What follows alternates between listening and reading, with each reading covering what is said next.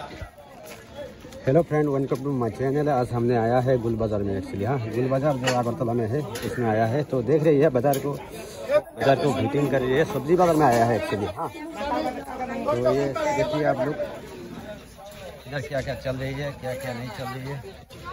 तो video start करने से पहले आप लोगों को ये बता देती हूँ क्या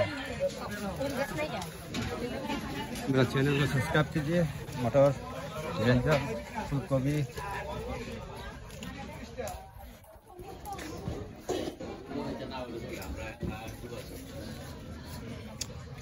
बाजार थोड़ा घूम रही है। ये देखो क्या होता है। खास का बाजार है, खासी।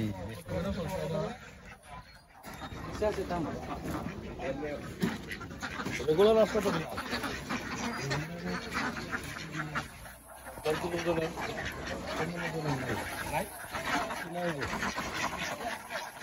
আমার কাছে